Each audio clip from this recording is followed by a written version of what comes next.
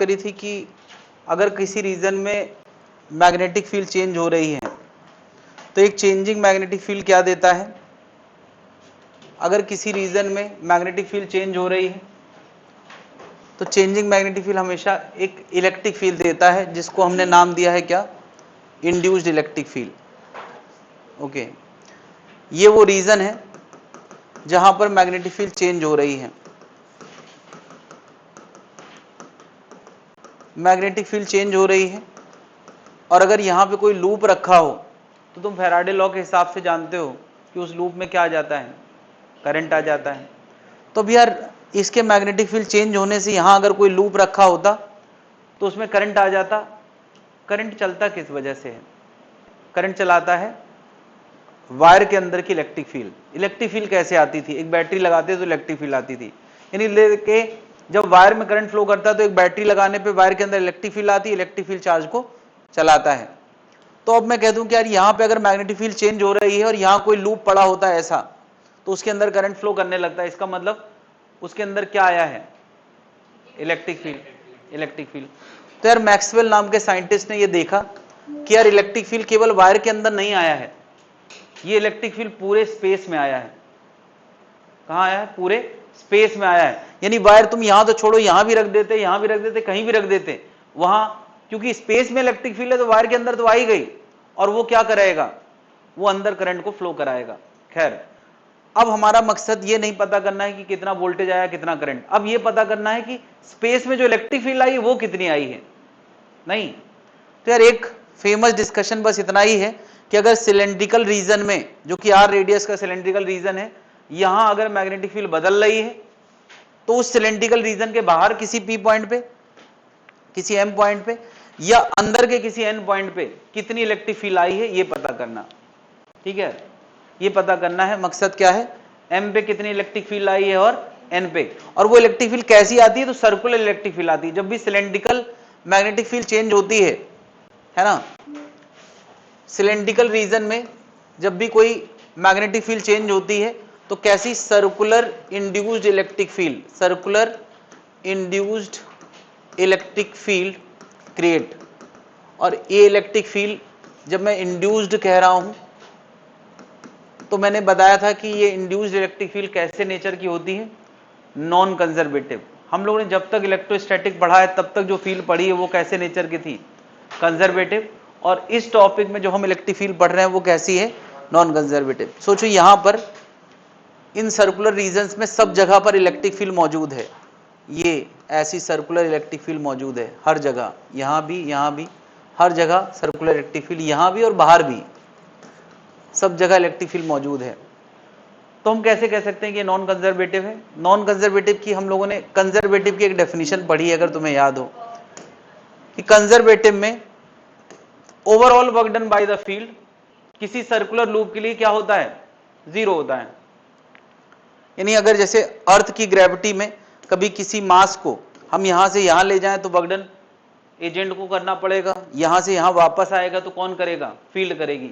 यानी फील्ड जितना उस दौरान यहां से यहां ले जाने, फील्ड जिस दौरान निगेटिव कर रही होगी तो यहां से यहां लाने में फील्ड कितना करेगी, पॉजिटिव करेगी। या कोई इलेक्ट्रिक फील्ड में हम कहते थे एक चार्ज को इधर ले गए इलेक्ट्रिक फील्ड के खिलाफ तो इलेक्ट्रिक फील्ड ने नेगेटिव वर्क डन किया, फिर छोड़ दो तो इलेक्ट्रिक फील्ड उतना ही क्या करती थी, पॉजिटिव वर्क डन। लेकिन किसी साइकिल के लिए हमेशा वर्क डन क्या होता था, जीरो।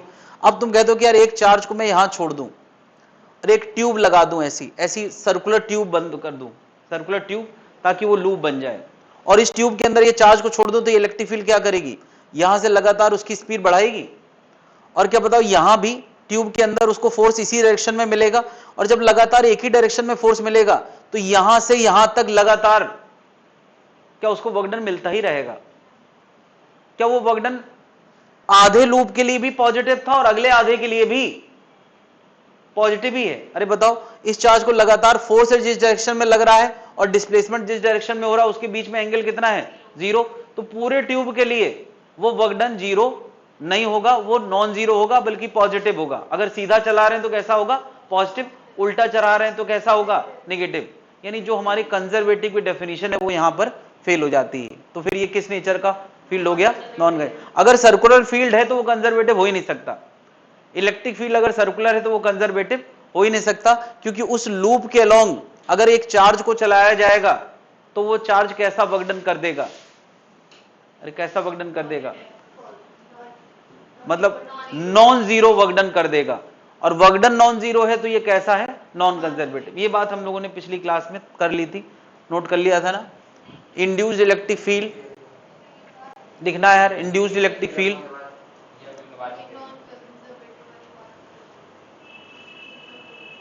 लिखा है ना, उसमें क्या लिखा है, induced electric field is a induced electric field is a non-conservative force field created due to changing magnetic field. Induced electric field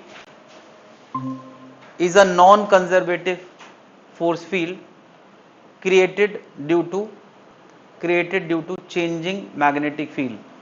अगर due to changing magnetic field in space, force field created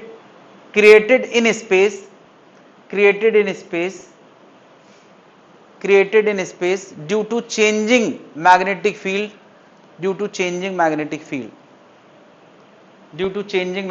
अगर कहीं space में magnetic field बदल रही है तो वो किसको जन्म देगा, इलेक्ट्रिक फील्ड को।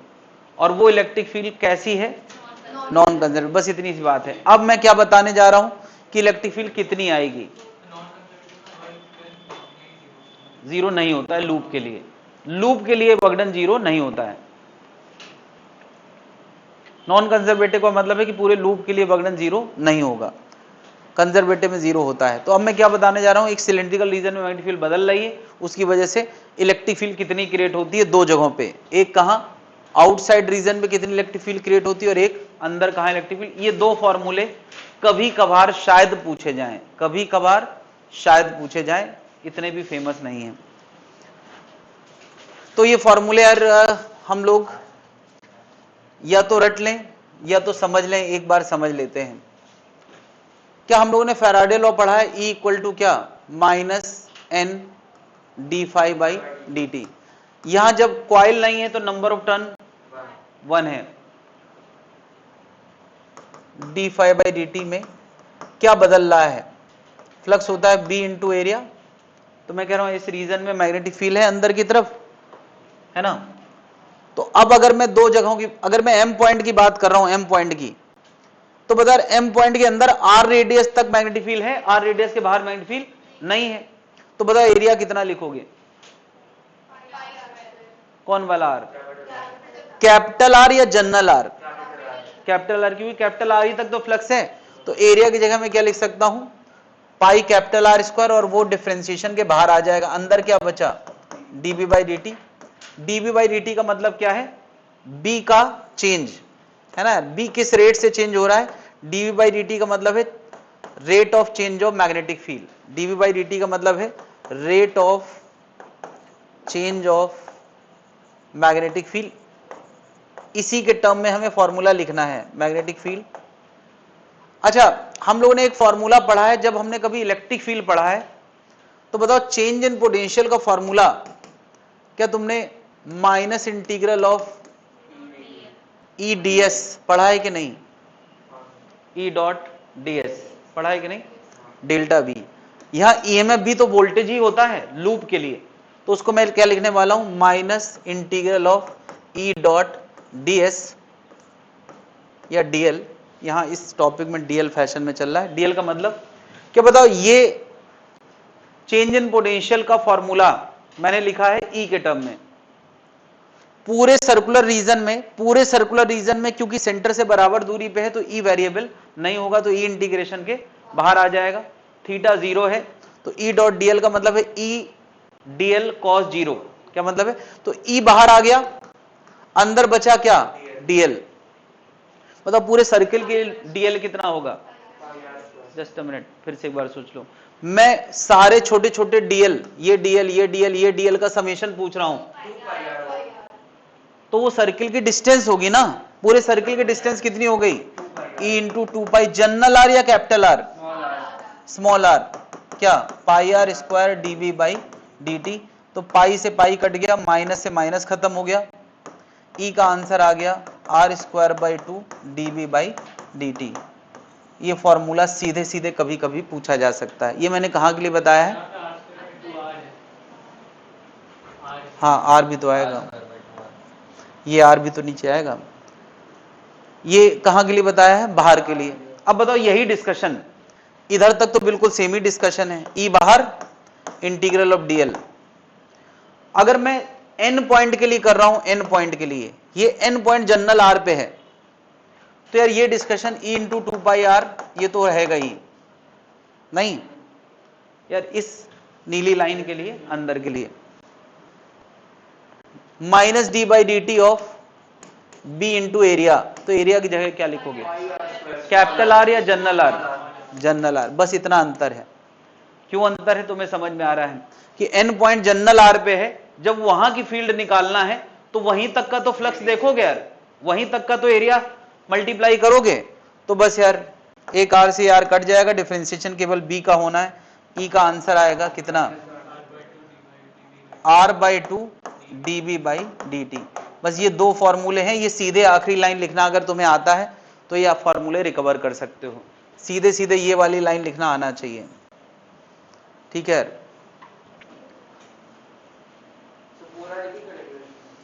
As your wish. इसमें तो पूरा लिखा ही है, मुझे लगता है मैंने लिख के दिया है, नहीं लिखा है तो लिख लो। हाँ, बोर्ड के लिए बिल्कुल यूजफुल नहीं है, बोर्ड के लिए नहीं है। स्कूल बोर्ड में क्यों पूछा जाएगा ये सब? बोर्ड में ये नहीं पूछा जाएगा। नीट में सीधे सीधे केवल फॉर्मूले पे कभी कभी बात हो सकती है, बस।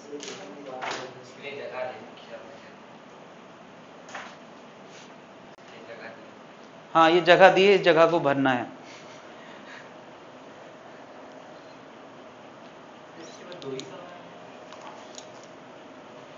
नहीं है, क्या करें?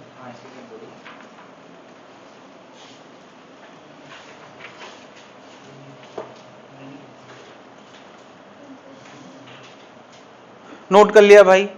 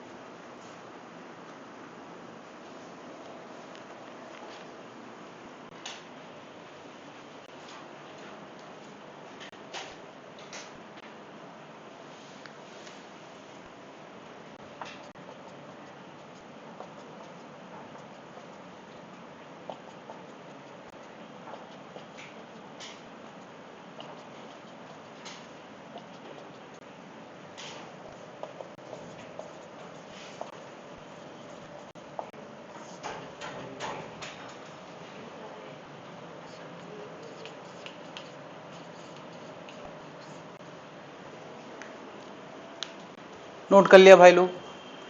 एक नाम दिया है eddy current, eddy loss. Eddy current, अगर मैं कहता हूं कि यहां कोई मैग्नेटिक फील्ड है बी, और बी कैसी है? चेंजिंग है, तो वो क्या करता है? चेंजिंग मैग्नेटिक फील्ड क्या करती है? यहां पर क्या क्रिएट कर देती है? इलेक्ट्रिक फील्ड क्रिएट कर देती है। अगर यहां पर कोई चीज नहीं रखी है तो ये इलेक्ट्रिक फील्ड कुछ नहीं करेगी। अगर कुछ नहीं रखा है तो कुछ नहीं करेगी। मगर कोई कह दे कि यहां पे मैंने एक मेटल की कोई चीज रख दी है, मान लिया ये मेटलिक कोई तवा रख दिया है, तवा समझते हो यार, रोटी बनाने वाला तवा रख दिया है यहाँ पे मेटल का, तो क्या होगा भाई, इलेक्ट्रिक फील्ड उस मेटल के अंदर चार्ज को चलाने की कोशिश करेगी, तो मेटल के अंदर तो फ्री चार्ज होता ही है। क्या पता यार इस तवे के अंदर करंट फ्लो शुरू हो जाएगा, और करंट कहीं भी फ्लो हो, करंट कहीं भी फ्लो हो, क्या वो जूल हीटिंग करता है कि नहीं? अरे उस तवे का अपना रेजिस्टेंस है, अगर वो करंट फ्लो करेगा तो ये तवा गर्म हो जाएगा और उसके बाद हम इसमें रोटी बना सकते हैं। तुम्हें पता है जितना इंडक्शन कुकर होते हैं, इंडक्शन चूल्हा देखा है? तो इंडक्शन चूल्हे में क्या होता है, वो बेसिकली उसके अंदर एक कॉइल है जो चेंजिंग मैग्नेटिक फील्ड क्रिएट करता है। अब उसके ऊपर अगर कुकर रख दोगे, अब वो कुकर मेटल का होना चाहिए, उसका या तो बॉटम मेटल का बना हो, और अब जो है इंडक्शन कुकर स्पेशली डिजाइन किए जाते हैं कि अंदर का मेटल ऐसा हो जो ज्यादा गर्म हो, बस इतना सा उसकी प्रॉपर्टी हो जाए जी, रेजिस्टिव टाइप का बॉटम बना देते हैं। तो अब क्या बता, उसके अंदर अगर मैग्नेटिक फ्लक्स चेंज होगा तो इलेक्ट्रिक फील्ड स्पेस में आ जाएगी, स्पेस में इलेक्ट्रिक फील्ड आई, तुमने उस मेटल को वहीं रख दिया, तो इलेक्ट्रिक फील्ड अंदर क्या फ्लो कराने लगेगी, बर्तन के अंदर करंट फ्लो कराने लगेगी। तो उसी करंट का नाम क्या है, एडी करंट। उसी करंट का नाम क्या है, एडी करंट। यस, क्योंकि वो ऑल्टरनेटिंग करंट नहीं है, और कह सकते हैं कि उस फिक्स इलेक्ट्रिक फील्ड के लिए देख रहे हैं, और उस मैग्नीट्यूड का नहीं है जो हमें हार्म कर सके। छू सकते हैं, कोई दिक्कत नहीं है, छू सकते हैं। एक्चुअली क्या है कि करंट घूम रहा है, वो हमारे थ्रू थोड़ी पास करेगा, वो विद इन द कुकर पास कर रहा है। करंट कौन सा शॉक देता है, जो हमारे जैसे एक जगह हाई वोल्टेज है और हम अर्थ के साथ उसको छू लें तो हमारे थ्रू करंट पास कर जाएगा, तो हमें हार्म करेगा। लेकिन मैं क्या कह रहा हूं, यहां कुकर के अंदर ही अंदर करंट पास कर रहा है, ऐसा थोड़ी कि वो हमारे और अर्थ के बीच में पोटेंशियल डिफरेंस क्रिएट कर रहा है, इसलिए वो करंट हमें नहीं लगेगा, वो करंट हमें नहीं लगेगा, जिसका अपना एक सर्किट है, वो अपने अंदर ही अंदर फ्लो कर रहा है ना। तो ले देखिए यार, उस करंट का नाम क्या है, एडी करंट, और जिसकी वजह से जो गर्मी निकलती है, जो हीटिंग होती है, उसको हम क्या बोल देते हैं, एडी लॉस। यानी जितना पावर लॉस एडी करंट की वजह से होता है उसका नाम क्या है। जो कुछ बातें यहां लिखी हैं उनको एक बार हम लोग पढ़ लेते हैं। Suppose a magnetic flux is applied in a metallic body, consider a loop is drawn on the plate, as the magnetic flux passes through the area bounded by the loop, current is induced। current is induced के बजाय और मैंने उसको specify किया है कि electric field create होती है, और इलेक्ट्रिक फील्ड की वजह से क्या आ जाता है, करंट, है ना। देखो यार, अगर यहां मैंने तवे की जगह एक वायर रखा होता तो वायर अकेले में करंट फ्लो करता, तवा रखा है तो पूरे तवे में जाने कितने ऐसे ऐसे सर्कुलर ट्रैक क्रिएट हो जाएंगे जहां करंट फ्लो करेगा, तो उसी का नाम क्या है, एडी करंट। और इससे जो हीट जनरेट होगी, उसी हीट का नाम हम क्या बोल देते हैं, एडी लॉस। जो हम लोगों का ट्रांसफार्मर होता है, ट्रांसफार्मर, उसमें क्या होता है कि एक कॉइल को दूसरी कॉइल से एक मैग्नेट के थ्रू कनेक्ट किया जाता है, तो वहां भी लगातार एक कॉइल उसके अंदर मैग्नेटिज्म जगाती है और वेरिएबल मैग्नेटिज्म जगाती है। तो क्या होता है कि उसके आसपास जो उसका कवर होता है वो मेटल का बना होता है, तो उसके फ्लक्स चेंज की वजह से उस मेटल के अंदर गर्मी आ जाती है, हालांकि वो हम चाहते नहीं है। मगर अब ऐसा नहीं भी कर सकते कि मैग्नेट को खुला छोड़ दें और बाहर कवर भी ना लगाएं, तो कवर लगाना जरूरी है, उसके अंदर कूलेंट भरना जरूरी है, उसके अंदर कूलेंट भरा जाता है ताकि मामला ठंडा बना रहे। तो अब क्या ये रिक्वायरमेंट है कि उसको मेटल से कवर करना पड़ेगा, लेकिन उस रिक्वायरमेंट के चक्कर में दिक्कत क्या हो रही कि वो मेटल भी गर्म होने में मदद कर रहा है, तो ये अनवांटेड हो गया, मतलब ये हम चाहे नहीं रहे। अभी इंडक्शन कुकर तो नया नया आविष्कार है, ट्रांसफार्मर बहुत जमाने से चल रहे हैं, तो वो अनवांटेड लॉस होता था, उसको हम एडी लॉस बोलते थे। लेकिन अब हम जानबूझ के लॉस करा रहे हैं, जो हम लोग इंडक्शन कुकर में प्रिंसिपल यूज कर रहे हैं वो इसी एडी लॉस का ही प्रिंसिपल यूज कर रहे हैं। तो अगर इसको हमें दूर करना हो तो क्या करेंगे, हाँ, तो by lamination, slotting lamination, slotting process, कुछ प्रोसेस हैं जिससे हम उसको दूर कर सकते हैं। पता नहीं कुछ होता है स्लॉटिंग लेमिनेशन। तो उसको कवर करने के लिए हम ऐसा कुछ यूज करेंगे जिससे मैग्नेटिक फील्ड को प्रोटेक्ट किया जा सके। मैग्नेटिक फील्ड अगर मटेरियल के अंदर स्ट्रॉन्ग नहीं जाएगी तो फिर लॉस नहीं होगा, दैट्स इट। आगे बढ़ते हैं हम लोग। हाँ, ये सब है, पता नहीं क्या है। हाँ, क्या लिखा है? डेड बियर गैल्वेनोमीटर, क्या लिखा है? Dead beat galvanometer, electric brakes, induction. अच्छा, ये सब चीजें एडी करंट के यूज पे बनी हैं। ये बताया जा रहा है कि ऐसा कुछ इंस्ट्रूमेंट होते हैं। तो ये इन्फॉर्मेशन है यार, इसमें कोई लॉजिक ना ढूंढें। आगे बढ़ते हैं हम लोग अगले टॉपिक पे, that is mutual and self induction.